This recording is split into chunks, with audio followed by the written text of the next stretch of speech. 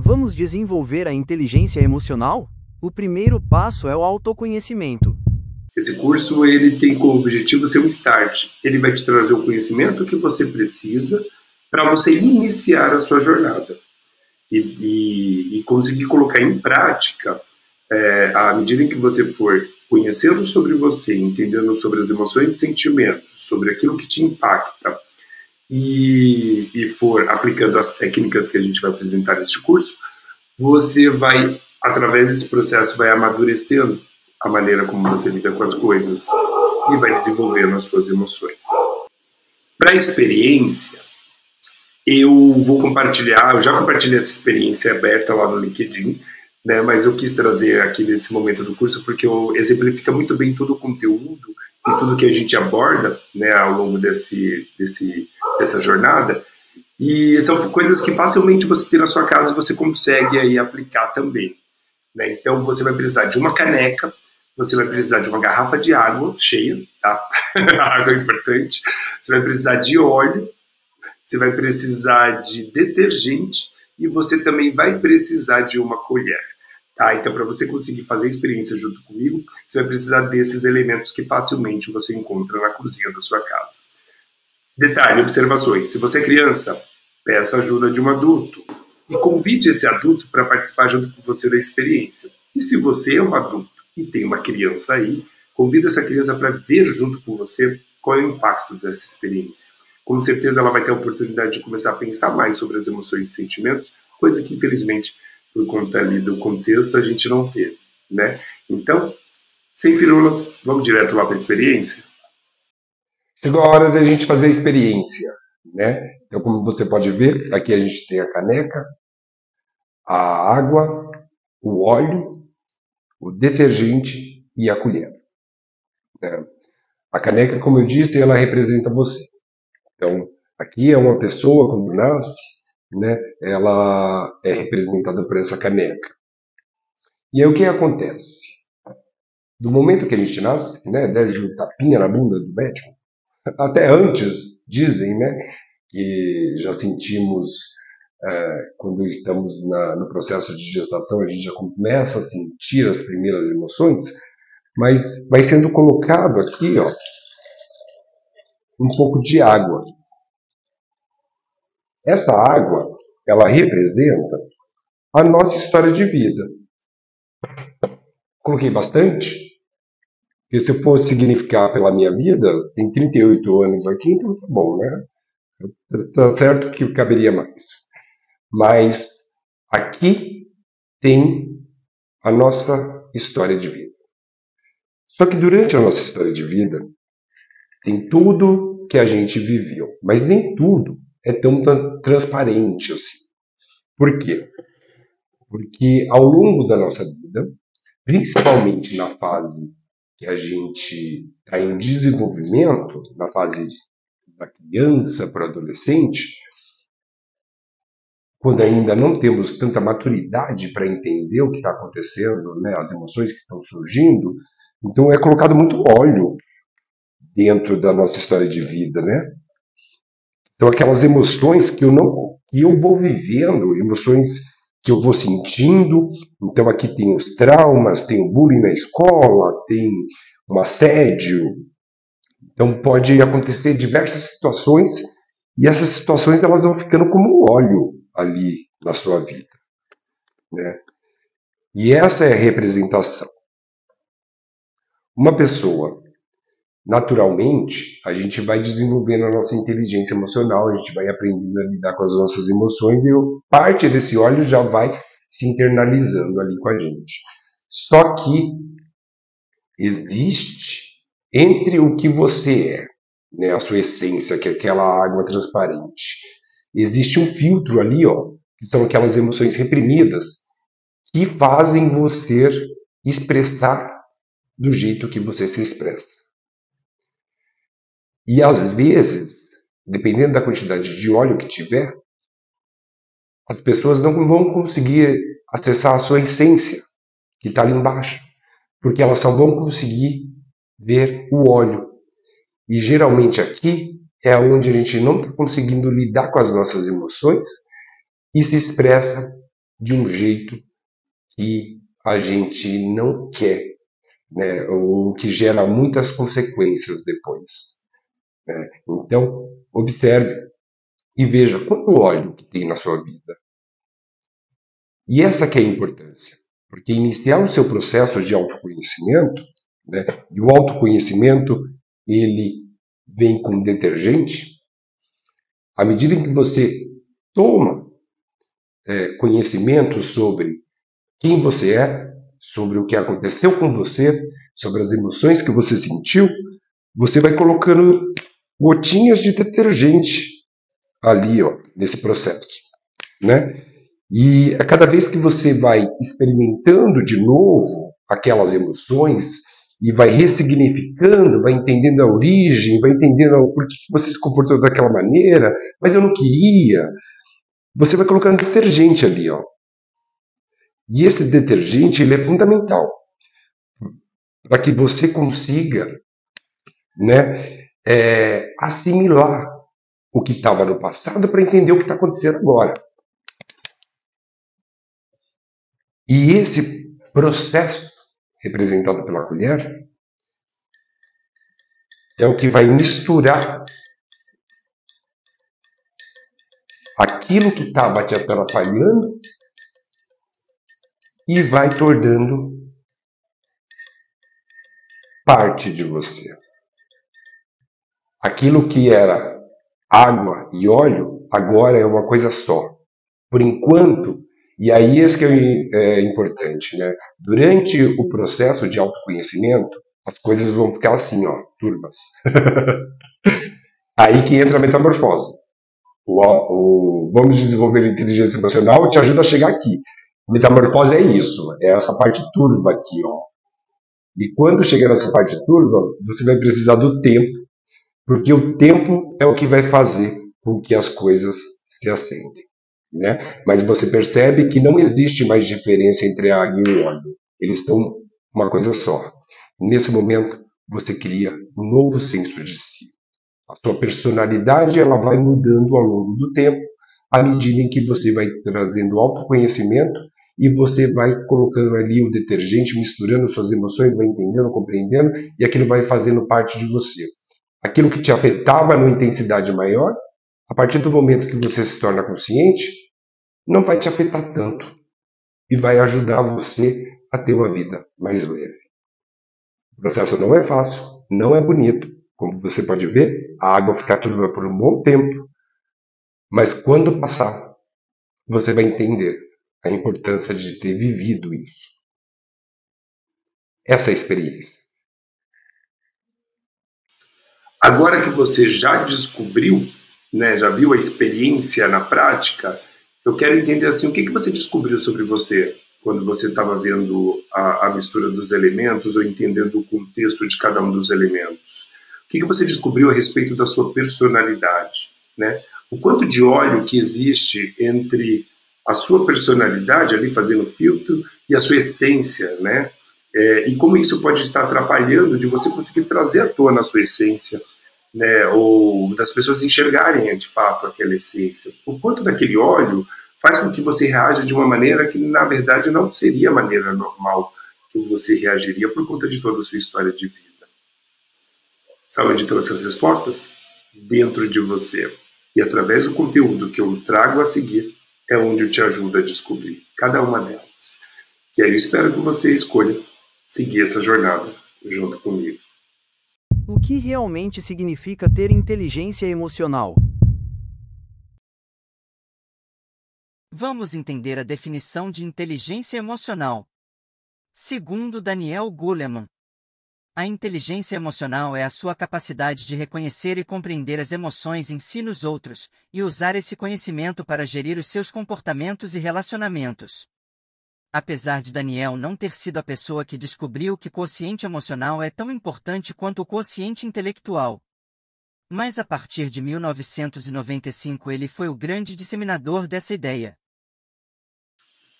Bom, agora que a gente já viu a definição de inteligência emocional, né, vocês perceberam que Daniel Goleman não foi um cara que trouxe esse tema à tona, mas ele foi um dos grandes responsáveis por disseminar isso no universo corporativo a partir de 95. Inicialmente, ele definia a inteligência emocional em 5 etapas, mas, logo em seguida, 3 anos depois, em 1998, ele agrupou, né, continuou mantendo a mesma característica, só que ele agrupou em 4 etapas, para ser mais fácil a compreensão, onde metade estava relacionado à pessoa, ao autoconhecimento e ao controle das suas emoções, e a outra metade está relacionada entre a pessoa e as outras pessoas, levando isso para o mundo de fora. É por isso que ele começa definindo, então, como os estágios 1 e 2, o autoconhecimento, é o quanto você sabe sobre as suas emoções, o quanto você se percebe sobre as suas emoções, o que desperta as suas reações, né? O seu jeito de pensar, sentir e agir, como que isso está relacionado, quais são os impactos e as consequências que isso tem para você. A partir desse entendimento, de você conseguir compreender como que você vai reagir em determinada situação, qual é a intensidade que você vai dar para determinado tipo de problema, você consegue ir para o próximo passo, que é, naquilo que me prejudica, eu quero me controlar. E aí você começa a ter as técnicas para que você controle as suas emoções, né? Então, diante de uma situação de raiva, e eu estou no contexto onde ter raiva vai me prejudicar mais do que me beneficiar, como que eu posso agir para sair daquela situação que eu estou controlado pela emoção e tentar resolver aquilo racionalmente? É uma das coisas mais difíceis que existe, mas se você aplicar as técnicas com o tempo, isso vai se tornando algo automático. E é isso que ele veio trazendo ao longo dos livros que ele veio lançando ao longo do tempo, né? E outros autores também. O outro aspecto é a automotivação. A automotivação, no início, era visto como algo além, era a 5ª parte da inteligência emocional. Só que quando a gente pensa em automotivação, ela está dentro de gestão das emoções, né? Então, gestão das emoções se divide em 2. Controle emocional, que é aquilo que eu já falei, e a automotivação, que é você se percebendo com energia baixa, você se percebendo que você poderia estar fazendo mais do que você está conseguindo fazer, né? Você criar mecanismos de criar aquela alegria interna para que você consiga terminar uma tarefa às vezes que você não gosta de fazer, o que você pode se motivar para isso. Mas isso também está dentro de gestão, porque você se perceber, você criar uma estratégia e você executar essa estratégia. Assim, quando você pensa, né, na maneira como você reage sobre as emoções, é você perceber o que vai despertar aqueles gatilhos, é você criar mecanismos para você controlar aquela emoção, entrar no modo racional e escolher como que vai agir, né? Então, todos esses aspectos que eu trouxe, seja do autoconhecimento, do controle emocional ou da automotivação, isso está dentro do seu controle e relacionado às suas atitudes. E a partir daí, a gente vem para outra etapa, que é o amadurecimento desse processo. A partir do momento que eu começo a descobrir, né, e entender o que desperta, por exemplo, raiva, desperta alegria, eu começo a olhar para as pessoas e olhar o que desperta raiva e desperta alegria. As pessoas, elas são únicas e cada pessoa ela sente numa intensidade diferente, porque está relacionado com as histórias de vida, como a gente viu na experiência das emoções. E aí essa que é a grande descoberta, porque você vai perceber que algo que para você não é nada, para aquela pessoa pode ser tudo. E por isso que a gente não pode julgar a maneira como a pessoa reagiu a um sentimento. Porque por mais que não seja nada aquela situação para você, para ela foi. E ela sentiu exatamente quando você sente, quando você tem uma intensidade tão alta quanto a que você conseguiu observar dela, né? E aí nesse momento a gente começa a ter um pouco mais de empatia, de tentar entender o que despertou, e isso leva a conversa para um lado de menos julgamento e de mais compreensão. E a partir desse momento, onde eu consigo compreender melhor as pessoas através dessa empatia, eu vou conseguindo ter relações melhores, relações mais produtivas, seja em qualquer âmbito das relações com outras pessoas, eu consigo, se eu aplicar a empatia e o autoconhecimento que eu tive comigo e a empatia, eu consigo fazer uma melhor gestão dessas relações, seja nas relações familiares, seja nas relações de amizades, nas relações profissionais, e dessa forma eu vou conseguindo manter ali todos os aspectos da inteligência emocional. Eu sou emocionalmente inteligente quando eu vou me desenvolvendo nesses 4 aspectos, né, em algum contexto. E não necessariamente eu vou começar já desenvolvendo tudo, mas o primeiro passo sempre vai ser o autoconhecimento. A seguir eu vou antecipar como será esse processo de desenvolvimento. Como eu venho explicando nos vídeos anteriores, esse treinamento ele é o início de um processo que vai se desenvolver ao longo do tempo. Nesse momento, eu vou explicar como que esse desenvolvimento ao longo do tempo ele vai acontecer até se tornar automático dentro da sua rotina. Isso serve tanto para o desenvolvimento da inteligência emocional como para qualquer outra competência ou habilidade que você vai adquirindo, né? Então, tudo que você aprendeu praticamente passou por esses 4 estágios que eu vou trazer para vocês. De quando a gente vai desenvolver uma competência, ele se chama incompetência inconsciente. É quando você não sabe e nem sabe o quanto não sabe. Ficou confuso? Espera aí que eu dou um exemplo. Já aprendeu a dirigir? Então, a incompetência inconsciente, vamos pensar nesse exemplo de dirigir que vai acompanhar a gente até o final ali dos 4 estágios, é aquele momento que você, por exemplo, quando você é menor de idade, você nem pode, né, dirigir. Então, para que você vai se preocupar em saber como que é o processo, né, se você não for curioso? Então, aquilo que você não sabe, nem sabe o quanto não sabe, só sabe que o carro anda, às vezes acha que ele vai até pulando, dependendo do nível de criatividade que você tiver. O próximo estágio é aquele, por exemplo, fiz 18 anos, agora eu vou querer dirigir, independência. Que eu entro na incompetência consciente. Eu ainda não sei, mas eu já sei o quanto eu não sei. Entendeu?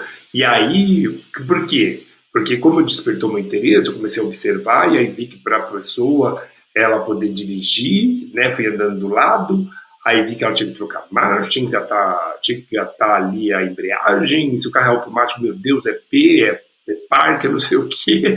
E aí eu comecei a descobrir que tem que olhar para o lado, e aí eu comecei a perceber o quanto eu não sei. Eu continuo sem ter competência, mas eu já tenho um quanto de coisa que eu vou precisar aprender. Por isso que é uma incompetência consciente, né?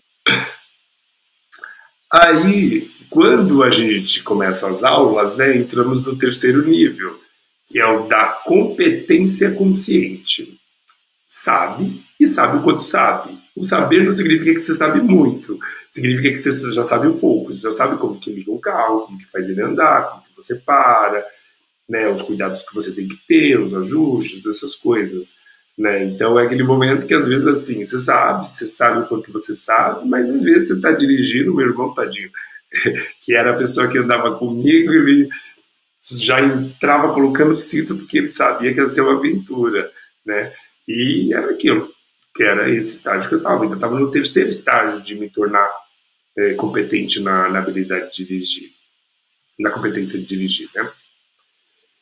E aí, chega um momento na nossa vida, né, que a gente vai aprendendo, e aí vai dirigindo, vai ganhando experiência, vai fazendo, então vou no mercado, vou na faculdade, vou trabalhar, pego o carro de final de semana, testo, brinco, né, até chegar o momento em que a gente se torna competente inconsciente, que é aquilo que a gente já não sabe mais o quanto a gente sabe, né? Um exemplo que eu tenho aqui, até muito parecido com esse que eu trouxe, várias noites que eu já estava tão acostumado a dirigir, às vezes eu pegava o carro, ia trabalhar de manhã, depois do trabalho ia direto para a faculdade, que ficava bem longe. Quando eu saía da faculdade, que era mais ou menos 10 horas da noite, chegava em casa mais ou menos quase meia-noite, meia-noite e meia, e eu falava, meu Deus, eu não sei nem como que eu cheguei hoje.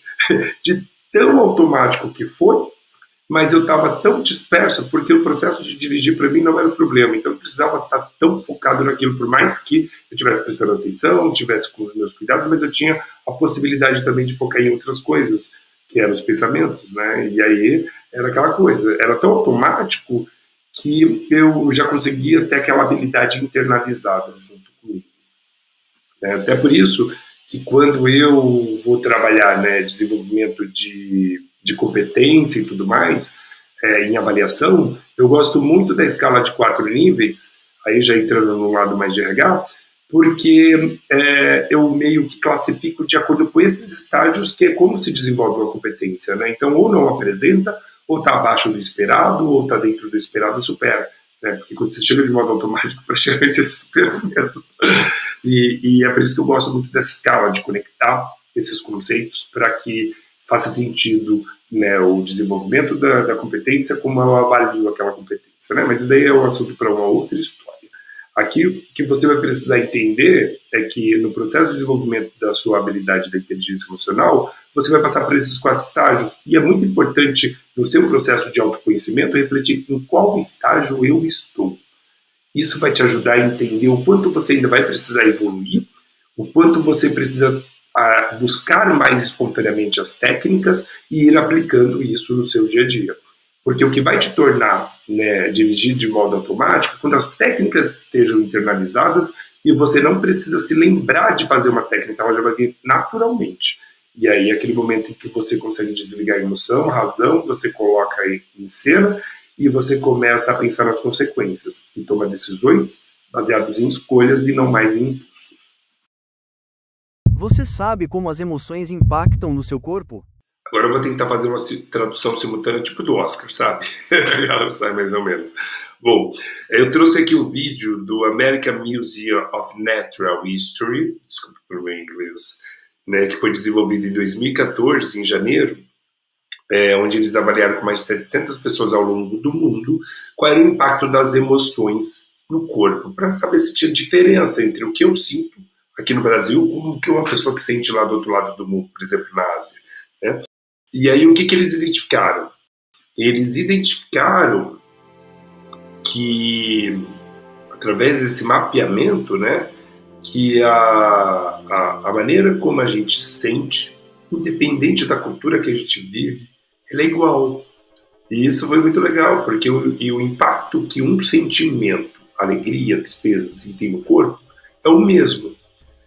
Uma coisa que eles identificaram apesar de a origem do sentimento, né, pensamento, sentimento e ação está aqui, ó, na nossa cabeça, o efeito dele ele é através do nosso corpo. Então, por exemplo, quem nunca sentiu borboletas no estômago por uma ansiedade positiva, ou um coração partido, ou os pés gelados, né? Então, quando eles listam ali os sentimentos, eles vão identificando traços incomuns, independente da cultura da pessoa que foi avaliada. Para desenvolver esse estudo, né, além das 700 pessoas, o que eles fizeram? Eles submeteram essas pessoas a emoções, através de vídeos, né, emoções positivas, emoções negativas.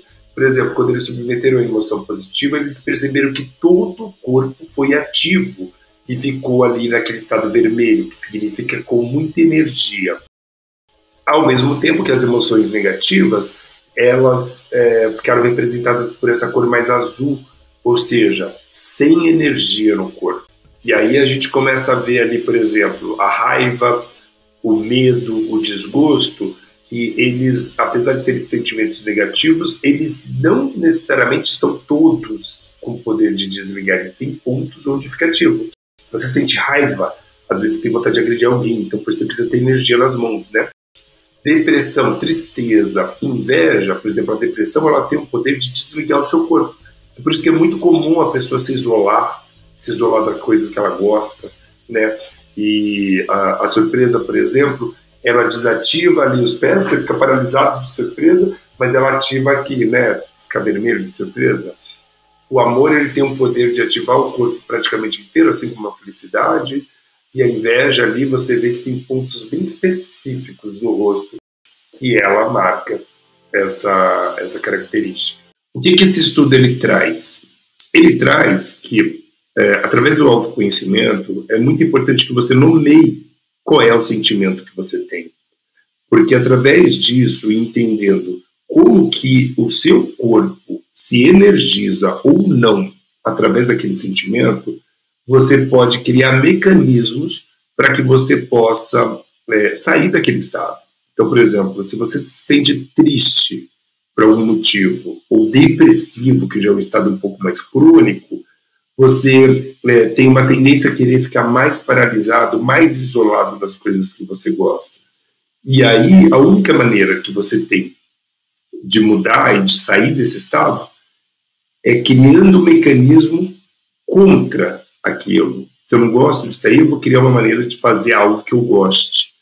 E quem sabe dessa maneira começar a energizar o meu corpo, entendendo o quanto eu preciso ganhar de energia, né? Nem sempre vai ser tão prazeroso como foi, mas você entende que não fazer nada não vai te ajudar, né? Somente a sua atitude vai poder fazer com que você saia daquele estado. É meio que o processo da automotivação que vai vir à tona através desse entendimento, desse conhecimento sobre o impacto que uma emoção negativa ou positiva tem no seu corpo e você usar isso a seu favor para os momentos em que você precisar. O aspecto lógico do comportamento humano, será que realmente existe? Bom, chegamos no autoconhecimento, que é o primeiro estágio da inteligência emocional, né? E como eu já mostrei nessa jornada aqui, a gente está bem nesse momento inicial aqui dessa trilha, e dá para perceber que a caminhada ela vai ser longa.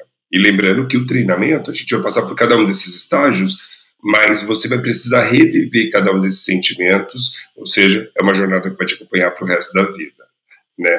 E para entender um pouco mais sobre o autoconhecimento, você precisa entender um pouco sobre a diferença entre sentimentos e emoções, né? Os sentimentos são tudo aquilo que a gente consegue nomear. Então, alegria, tristeza, felicidade, raiva, ansiedade, são sentimentos, né, até que no filme Divertidamente, eles são personificados em animações, que têm um jeito e um estilo próprio de pensar. As emoções é quando algo acontece e esses sentimentos, às vezes, eles se juntam para tomar de conta, um pouco de alegria, um pouco de tristeza, um pouco de alegria e ansiedade, dependendo do que está acontecendo, e aí começa a gerar uma confusão que gera reação no seu corpo, né? Que é aquela coisa das borboletas, que a gente já viu um pouco no vídeo anterior, ou, por exemplo, se for vergonha, você vai ficar vermelho, se for raiva, você vai ficar, né, com aquela parte de cima ativa. Então, esse conjunto de sentimentos, eles têm o poder de gerar reação no seu corpo. E existe uma estrutura para tudo que acontece. Eu acho que talvez esse seja o entendimento que vai fazer mais, que vai ser mais importante nesse processo do desenvolvimento da sua inteligência emocional, porque quando a gente fala sobre pessoas, a gente sempre ouve que as pessoas são diferentes, que as pessoas são únicas, né? Então que a gente tem esse lado assim que é difícil de compreender. Então, isso que é muito mais abstrato, falar sobre como que as pessoas agem. Mas, na verdade, não é bem assim. Existe uma lógica por trás da maneira como a gente vai agir, do nosso comportamento. Essa lógica, ela significa o quê? Algo vai acontecer e vai despertar, a primeira coisa que vai despertar são vários pensamentos. Os pensamentos, se forem pensamentos positivos ou pensamentos negativos, eles vão acionando sentimentos positivos ou sentimentos negativos. Então, pensamento, sentimento. E com base no que você está pensando, sentindo, e na intensidade, né, que o pensamento ativa o seu sentimento, seja ele qual for, positivo ou negativo, você vai tomar uma ação. Então, se for uma coisa muito boa, você vai explodir de felicidade. Se for uma coisa muito ruim, você pode explodir de raiva. Você viu? Explodir vai ser igual. Mas por conta da intensidade, pode ser positivo ou negativo, baseado no pensamento que veio. Então, essa estrutura lógica, ela faz a gente entender que, na verdade, não somos tão abstratos assim. A gente tem uma lógica por trás de como a gente vai agir. E você começar a descobrir sobre você vai ser legal, porque através disso que você vai começar a descobrir sobre as outras pessoas. Porque quando você vê alguém sentindo um ataque de raiva, explodindo de raiva, e você for fazer o caminho inverso do sentimento e pensamento, que será que deve ter se passado na cabeça daquela pessoa, você vai conseguir começar a entender padrões de comportamento daquela pessoa. Ela continua sendo única. O que desperta raiva nela não vai ser a mesma coisa, provavelmente, que possa despertar raiva em você. Mas você já vai começar a entender que, se acontecer aquela coisa, existe uma grande chance de que o sentimento que vem à tona para aquela pessoa seja raiva, e você já conseguiu medir até a intensidade, ou seja, vai ser muito pouca. E aí você pode planejar como que você vai fazer, né, para, às vezes, por exemplo, dar uma notícia, e que essa notícia ela seja feita de uma maneira que não cause tanta intensidade, entende? Então, o autoconhecimento, ele é a base para todos os outros estágios da inteligência emocional, seja os que estão dentro do seu controle, né, que é o controle emocional, a automotivação, mas ele também é o que vai fazer você começar a compreender os estágios que estão entre você e as outras pessoas, né, porque é assim que você vai começar a ter empatia. Poxa, se ela sentiu raiva numa intensidade muito alta, como que eu me sinto quando eu sinto raiva numa intensidade muito alta? Deixa eu tentar entender os motivos. Isso coloca a gente numa situação de entendimento e menos julgamento, né? E isso vai melhorando naturalmente as nossas relações. E aí é por isso que eu trouxe esse trecho do filme, né? Você já parou para pensar o que se passa na cabeça de uma pessoa? E aí olha como a estrutura ela acontece. A mãe começa a ter os pensamentos vai, cada sentimento começa a falar. E aí, logo na sequência, ela fala, vamos falar com o pai. E é ação. Então, os pensamentos vieram, os sentimentos, cada um dando seus pitacos ali, a junção deles tomaram a decisão de como ela vai agir.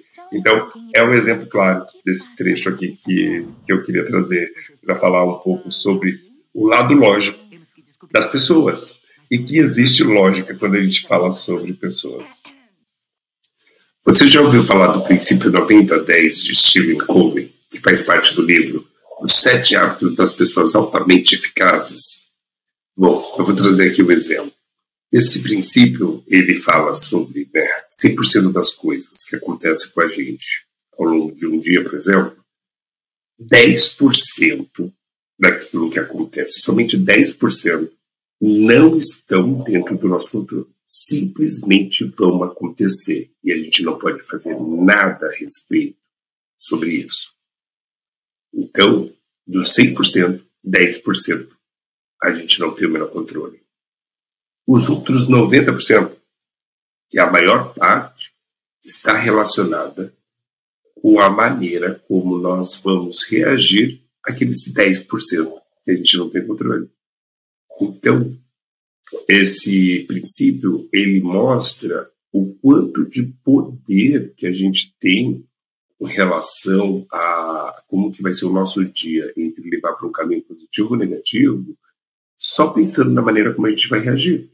Porque se a gente for pensar num cálculo entre 10 e 90, qual que é a maior parte? E os 90 você tem controle, os 10 não. Então, sabendo que você não tem o poder de controlar esses 10%, você pode agir nessa parte aqui, que tem o poder de mudar o seu dia. E para ajudar a exemplificar isso que eu estou trazendo agora, eu vou relatar um caso interessante que eu peguei ali na internet. A gente vai ver logo na sequência.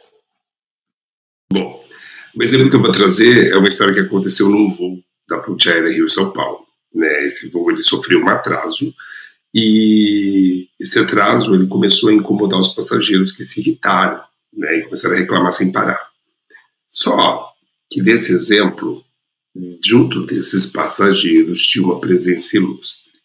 Mas fazendo uma análise com o princípio 90-10, para todos esses passageiros, o atraso no voo estava dentro daqueles 10% que nenhum deles teve controle, simplesmente aconteceu para todo mundo, inclusive para passageiro ilustre. Não. Ao saber, né, que tinha essa presença ilustre dentro do voo, um dos passageiros, vendo ali que a situação estava um pouco inflamada, teve uma brilhante ideia para tentar amenizar. Gritou: Alcione, canta pra gente. Só que a gente não pode parar de pensar que a Alcione, dentro daquele contexto, ela estava viajando, também estava incomodada com o atraso no voo. E aí ficou aquela dúvida: o que será que ela vai escolher? Né? Nesse momento, o pedido para cantar, né, feito pelo passageiro, para a Alcione era aqueles 10% que estavam fora do controle dela. Ela só tinha o controle sobre como reagir. Agora vamos imaginar se ela tivesse pé da vida. Ela era uma das pessoas que estava reclamando. Se alguém ainda pede para ela cantar, ela vai falar: não vou cantar. É uma pessoa fina, ela ia falar com certeza com toda a classe: não vou cantar, estou irritada. Agora imagina como que ficaria, né, a situação dentro do voo, que já estava inflamado. Como que ficaria a situação para aquele passageiro que pediu para ela cantar? Como que ela ia se sentir depois, quando saísse alguma notícia, alguma coisa, ou no final do voo alguém falasse alguma coisa para ela, nossa, Bia, você podia ter cantado, né? Pô, que grosseira, nossa, como você é, que daí começasse a fazer julgamentos a respeito dela, né? Então, aquela situação, se ela levasse para esse lado negativo, teria um efeito que ia impactar muitas outras pessoas, mas tudo estava relacionado à maneira como ela ia reagir, e estava dentro do controle dela, né?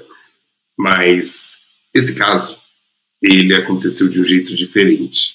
E aí, eu vou deixar vocês assistirem a reportagem que vai falar sobre como isso aconteceu. Passageiros de um avião, inclusive parado no aeroporto de Congonhas, em São Paulo, ganharam um pequeno show particular da cantora Alcione, olha só, que também estava na aeronave. Porque, segundo o rapaz que estava no avião, que tinha inclusive como destino o Rio de Janeiro, algumas pessoas começaram a reclamar da demora e uma delas pediu então para a Alcione cantar para eles. A artista se levantou e começou a cantar a música Não Deixa o Samba Morrer. Sucesso, inclusive, gravado no ano de 1975. Nós procuramos a companhia aérea para saber o motivo do atraso e estamos aguardando, inclusive, uma resposta. Mas que eles ganharam um showzinho de graça ali da Alcione, ganharam, né? Ó, vamos ouvir um pouquinho da Alcione cantando dentro da aeronave. O ouro é feito de samba, a gente samba. Grande Alcione! Então, a situação do atraso no voo, né? Já era aqueles 10% que estavam fora do controle para a Alcione, e o pedido para cantar também. A gente não sabe qual foi o pensamento que se passou, mas pelo que a gente viu no vídeo, foi muito rápido. Lá na cabeça dela, ela falou, pode ser uma coisa positiva. E aí veio o sentimento de alegria, o sentimento positivo, e ela começou a cantar. Então ela já começou a agir. E aquilo teve o poder de mudar, né, aquela situação que já estava ruim e transformar numa situação positiva para todas aquelas pessoas.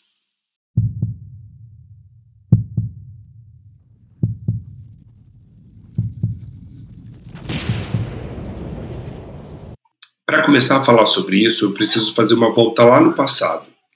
Por quê? Porque nós, né, todos nós, nascemos e crescemos e fomos vivendo algumas fases da vida, né? A fase ali de bebê, depois infantil, adolescência e a maturidade, né? A fase adulta, na verdade, porque a maturidade é outra coisa.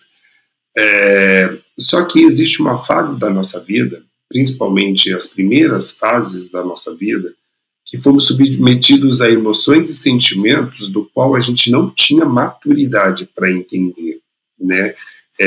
Às vezes situações traumáticas, situações positivas, mas essas situações, cada vez que a gente vivia, por mais que não existisse maturidade para entender, existia a maneira como a gente sentia e percebia aquela situação. E isso foi gerando uma série de gatilhos, que eu gosto muito de trazer esse exemplo das marcações como se fossem lugares, né, igual no mapinha. Então é como se dentro da nossa cabeça, né, naquela viagem que a gente faz, se você assistiu Divertidamente, uma viagem lá na sua mente, é como se existissem marcações de determinadas situações que você viveu e vão te trazer uma lembrança de um momento em que você às vezes nem lembra, porque você não tinha maturidade para entender. Mas elas existem e elas influenciam até hoje a maneira como você pensa, sente, e aí a partir daí, como que você decide como agir. Né? Dependendo da situação que você viveu, como eu disse antigamente, a intensidade que aquilo te gerou de sentimento é o que vai fazer você ter ou não o sequestro da amiga. Tem situação que você viveu, com ações que você passou, que você sentiu pouco e aquilo não te incomoda. Por isso que para você, quando você olha para outras pessoas que estão vivendo situações parecidas, você fala, isso não é importante. Mas existem situações que para você, da maneira como você viveu, ou do nível de maturidade que você tinha para compreender, te causou um sentimento com uma intensidade muito forte. E aquilo para você é muito importante. Por isso que a gente volta a reforçar. Não podemos julgar a maneira como as pessoas reagem, porque a gente não sabe qual foi a maneira que aquele gatilho que ela tem, que fez ela reagir hoje daquela maneira, qual foi a intensidade que aquilo gerou para ela. E é por isso que a gente precisa compreender, a gente só vai compreender perguntando. Né? E é dessa maneira, quando a gente tenta compreender, a gente se aproxima, ao invés de julgar, que a gente se afasta. Mas além do modo do pensar, do sentir e do agir, existem coisas, né, que estão enraizadas dentro de você, que são responsáveis pela personalidade que você foi adquirindo, né? Tanto que a personalidade ali aparece no último ponto, porque é a soma de tudo isso.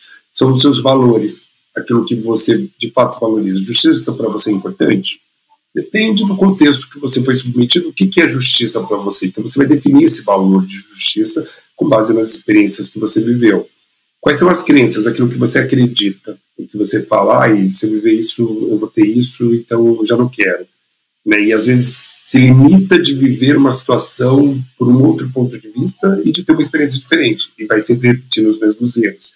Né? As crenças, elas podem ser tanto limitantes como potencializadoras. Limitantes é quando você vai repetindo a mesma coisa, e potencializador é quando você fala assim, não, eu vou me permitir viver de um jeito diferente. E aí pode ir ressignificando as suas experiências. A sua identidade, que é representada pelo que você acredita sobre você. Então, quando eu pergunto quem é você, tudo que você fala, eu sou, representa a sua identidade. Né? A espiritualidade é aquela crença em algo superior, né? Não necessariamente relacionado à religião, mas aquela crença de algo que está fora do seu alcance, do seu controle, que é uma entidade maior, e que te faz acreditar, né, e agir, mesmo quando todas as evidências delas te levam para um caminho, é aquilo que te faz entender que existe uma saída. Né? Então, a espiritualidade, dentro desse contexto, é aquela entidade superior que te faz acreditar mesmo quando tudo está dizendo que tudo vai indo contra. E a personalidade é tudo isso que você vai adquirindo, que está representado até pelo senso de si.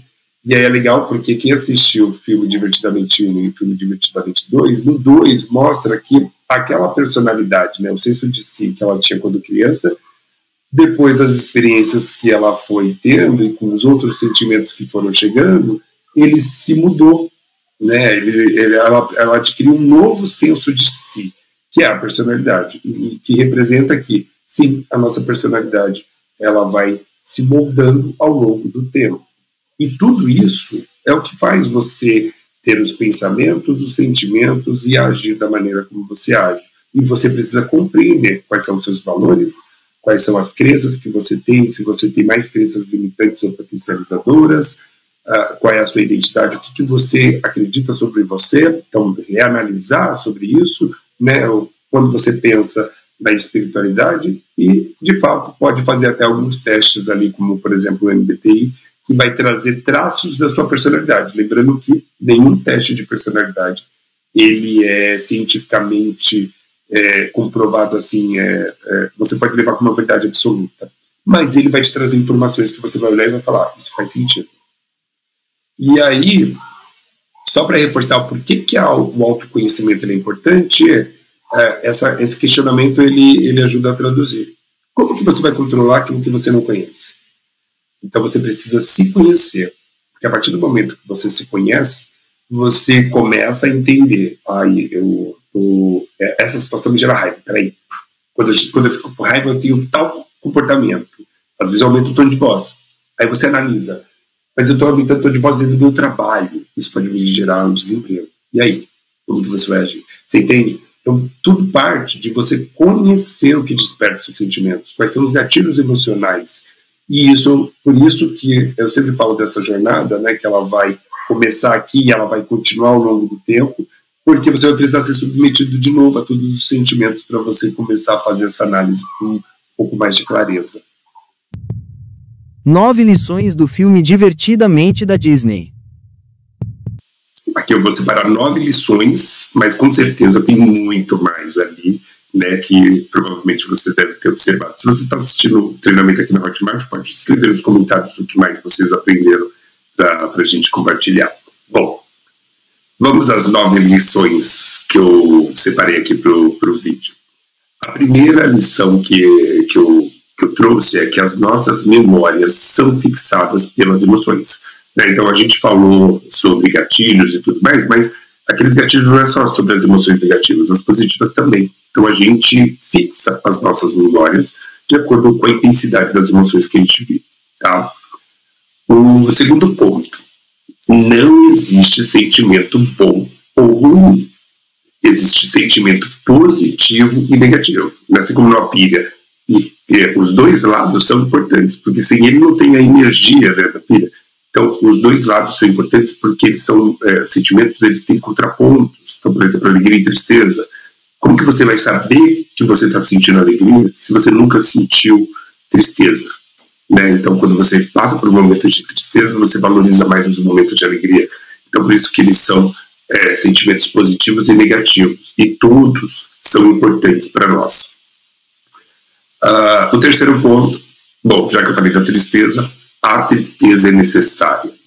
Né? Isso fica muito evidente até na imagem de quando o amigo imaginário da Hurley, ele perde o carrinho dele, que é o carrinho que ele ama, e aí ele para um momento, junto com a tristeza. A tristeza abraça ele, e ele fala sobre o carrinho, coloca tudo para fora, chora, inclusive eu acredito que o choro é lavando a alma por dentro, né? O corpo reagiu, e depois ele fica bem, e segue a vida. Então, esse que é o ponto, né? Às vezes a gente precisa abraçar a nossa tristeza para a gente conseguir seguir adiante. E buscar outros momentos de alegria, mas vivendo todos os sentimentos do jeito que tem que ser. A tristeza, quando passar por momentos de tristeza, lembra, eles são necessários. Então tem que entender, abstrair e absorver aquilo que aquele momento está te ensinando.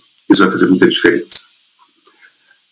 Outra coisa que fica muito evidente é que o medo, ele ajuda a gente a sobreviver. É óbvio, se você passar numa rua escura e você sente medo, você começa a prestar atenção, se você vê alguma coisa, você arma de alguma maneira de você se proteger, né? Igual a menina. Ela estava correndo quando ela era criança, tinha uma tomada, aí ela vai lá e passa com tudo, cuidado pela tomada. Ou seja, a gente está todo choque daquela idade. Se a tomada fosse 220, então ela sobreviveu. E o nojo também, né? Evitar de ingerir coisas, por exemplo, nojo, repulsa de alguma coisa de comer, de alguma forma pode ser algo que o corpo esteja rejeitando, né? Por exemplo, a pessoa que é intolerante à lactose, ela pode sentir uma certa repulsa ao leite, de alguma maneira, antes mesmo de ingerir. E isso vai tornando essa pessoa, garantindo a sobrevivência dessa pessoa, né? Porque evita uma série de outras coisas.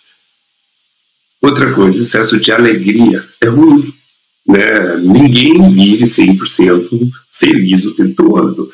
Lembra que eu disse? Como que eu vou saber alegria se eu não tiver tristeza? A gente já falou que a tristeza é necessária, então não dá para ser feliz o tempo todo. Então a gente precisa, na verdade, identificar os momentos com mais clareza e conseguir nomear melhor os sentimentos que a gente está tendo no momento que eles aparecem.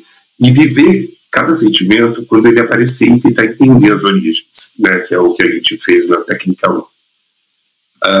Outra coisa, que é o 6. A raiva impede injustiças. E realmente, se você for analisar os seus momentos de raiva, na maioria das vezes foi aqueles momentos em que você estava se sentindo injustiçado por algum motivo.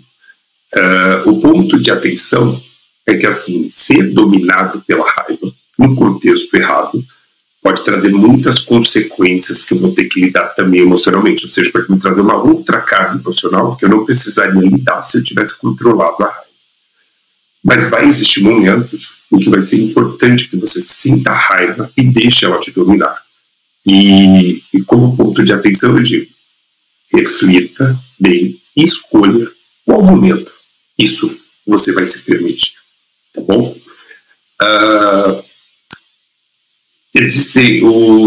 O sétimo ponto é que existem memórias que são apagadas e que esquecer faz bem. Né? Eu, pelo menos, não consigo guardar nome de pessoas e às vezes eu encontro pessoas que né, na minha vida social e às vezes elas trazem memórias para mim que eu falo, meu Deus, eu não lembrava dessas memórias.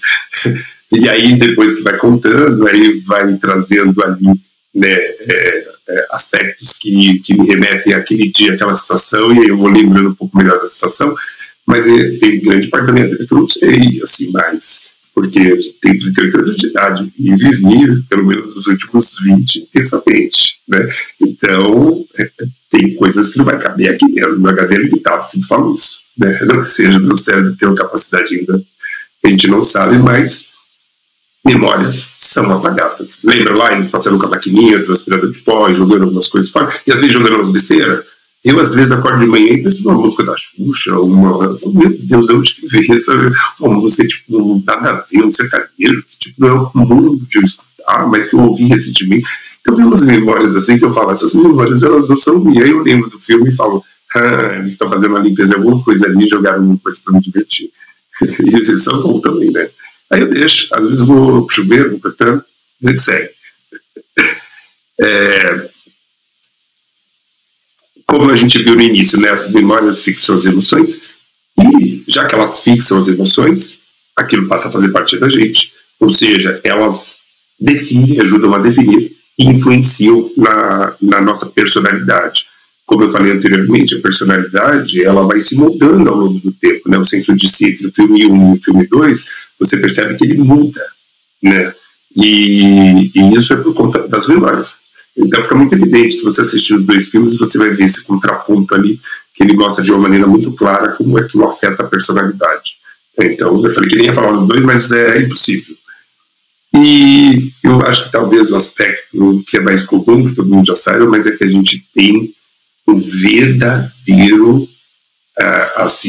arquivo de memórias, um armário gigantesco. Lembra que eles passam lá, talvez seja a maior parte da viagem ali dentro da cabeça, né, do que se passa na cabeça das pessoas. E acho que é importante saber que tem coisas que estão guardadas lá, que talvez a gente não lembre agora. Pode ser que fiquem ali, se elas forem memórias muito importantes, e em algum momento elas venham à tona. Por isso que esse exercício de colocar em prática com as técnicas vai ser importante, porque quando elas vierem à tona, você vai anotar. E assim você não vai esquecer mais. E se for muito importante, você vai conseguir entender como que ela te influencia. Porque às vezes ela está te influenciando, mas você não lembra dela. Tá? É por isso que é importante saber desse arquivo de memórias. Então, assim, são 9 lições. Eu poderia ficar falando horas sobre o filme, mas a gente tem um tempo limitado, porque também não quero que vocês aproveitem cada etapa do treinamento e a gente ainda está no início. E assistam os filmes, se vocês puderem, né?